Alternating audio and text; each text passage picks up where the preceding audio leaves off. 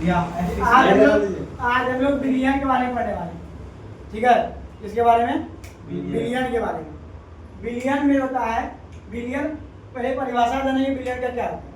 दो या दो से अधिक होता है पदार्थ को आपस में मिलना ही क्या कहलाता है, विलयन कहलाता है। और विलयन के बारे में जानेंगे, दो या दो से अधिक पदार्थ आपस में मिलता है विलयन कहलाता है। विलयन में दो स्टेप होता है, एक होता है विलायक, एक होता है विलय। जो विलयन में जो है अधिक मात्रा में, जो विलयन में अधिक मात्रा में हो तो उसे हम लोग कहेंगे क्या, विलायक कहेंगे। क्या कहेंगे, विलायक। जैसे कि पानी और चीनी का मिश्रण करके हम लोग क्या बनाए, शरबत बनाए। तो पानी शरबत में पानी की मात्रा अधिक है। शरबत में किसकी मात्रा अधिक है, पानी की मात्रा अधिक है। यह पानी आपका क्या हो जाएगा, विलायक हो जाएगा। और चीनी का मात्रा क्या है, कम है, तो चीनी आपका क्या हो जाएगा, विलय हो जाएगा। अर्थात हम सिंपल भाषा में कहें तो विलयन में जो अधिक मात्रा में रहता है उसी को हम लोग क्या कहते हैं, विलायक कहते हैं। और जो विलयन में कम मात्रा में रहता है तो उसको क्या कहते हैं हम लोग, विलय कहते हैं।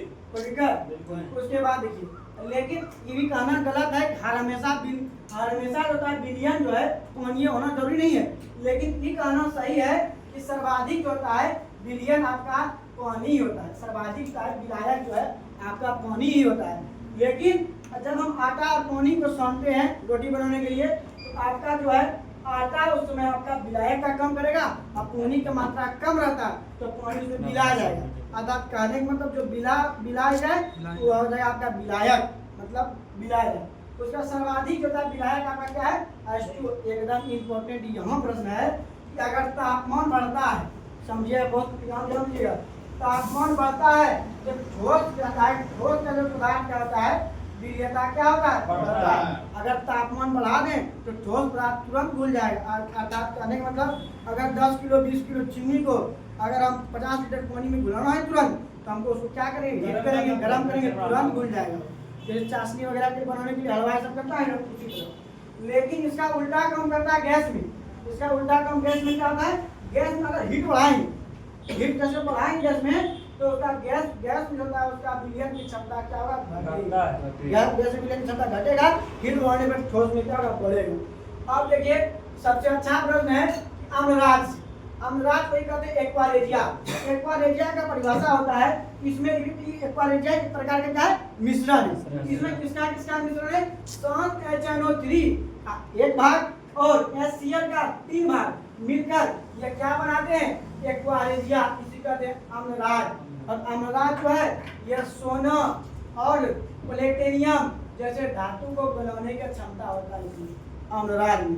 क्वेश्चन आपसे पूछा गया था अम्लराज में नाइट्रिक अम्ल का कितना भाग रहता है, एक भाग रहता है। और HCl का कितना भाग रहता है, 3 भाग। HCl जो हमारे आमाशय में पाया जाता है। और विलय के आधार पर जो होता है विलयन 3 प्रकार का होता है। विलय के आधार पर विलयन कितने प्रकार का होता है, 3 प्रकार का। पहला संतृप्त विलयन, उसके बाद असंतृप्त विलयन, उसके बाद अतिसंतृप्त विलयन। अब देखिए संतृप्त विलयन क्या है, जो पूर्णतः सही तरीका से घुल जाए। ठीक है, जैसे चीनी पानी घोलेंगे सही तरीका, नमक पानी घोलेंगे सही तरीका से घुल जाएगा, मतलब वो सही घुल जाए तो संतृप्त कहेगा। वो मतलब क्या है, अब आवश्यकता से कम घुल रहा है। अगर हम 10 लीटर पानी ले लिए और हम 100 ग्राम चीनी ले लिए, आवश्यकता से कम है कि नहीं, बहुत कम है। उसी प्रकार जो है आवश्यकता से जो कम होता है वह असंतृप्त कहलाता है। लेकिन अति संतृप्त पे ध्यान देगा, जो आवश्यकता से बहुत अधिक, आवश्यकता से बहुत अधिक हो। जैसे 1 लीटर चीनी में 1 लीटर पानी में हम 2 किलो चीनी, आवश्यकता अधिक हुआ ना, वह अति संतृप्त रहेगा। ये था मेरा विलय का। विलय मतलब जो मिलाया जाए, ठीक है, जिसका मात्रा कम हो, इसका मात्रा क्या हो, कम हो। लेकिन आप जब लोग पढ़ने वाले हैं उसका नाम है घुलने के आधार पर, मिलने के आधार पर। घुलने का आधार पर होता है विलयन 2 प्रकार का, समंगी और विसमंगी। समंगी और विसमंगी। समंगी क्या होता है और विसमंगी क्या होता है, जो सही तरीका से मिल जाए वो आपका क्या हो जाएगा, समंगी हो जाएगा। जैसे कि चीनी और पानी सही तरीका से मिल जाएगा, मिलेगा जी। उसके बाद जो है और मान लीजिए पानी और नमक, ये भी सही तरीका से मिलेगा। लेकिन अगर हम बोलेंगे पानी में बालू मिलाएंगे, मिलेगा कभी नहीं मिलेगा। ये आपका किसका उदाहरण हो जाएगा, विसमंगी का उदाहरण हो जाएगा।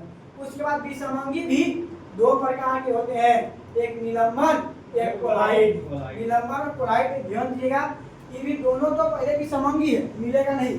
लेकिन जो था विलय का कण इसमें घुलता नहीं है। और जैसे कि पानी में जो है, नदी के पानी में बालू का कण दिखता है, गंदगी दिखता है ना, वही आपका निलंबन का उदाहरण है। और निलंबन की त्रिज्या 10⁻⁵ सेंटीमीटर से मिलती है।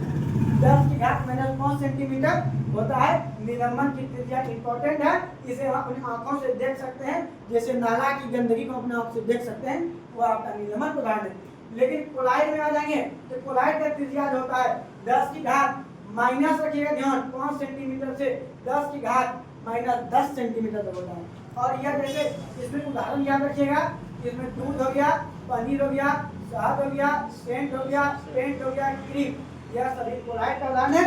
और कोलाइड भी आपका दो प्रकार का होता है, एक पायस, एक दूसरा जेल। पायस जो है यह द्रव द्रव का मिश्रण से बनता है पायस, और जो है ठोस और द्रव के मिश्रण से बनता है जेल। अब पायस का उदाहरण से पूछा जाएगा, जैसे दूध हो गया, दूध किसका उदाहरण है? पायस का हो गया। इत्र भी जो है इसका किसका उदाहरण है? पायस, इत्र मतलब सेंट। और जो है जेल जो है, जेल ठोस में द्रव का मिश्रण है, पनीर जो है, उसके बाद शहद, यह सभी का किसका उदाहरण है? पायस का और जेल का उदाहरण। किसका उदाहरण है? जेल का उदाहरण है। और कोलाइड भी दो प्रकार। आज यहीं तक, फिर कल उसके बाद आइए दूसरे, आइए आप पत्र पत्रिका लेके आए। आइए दिलीप कुमार, इधर देखिए कैमरा।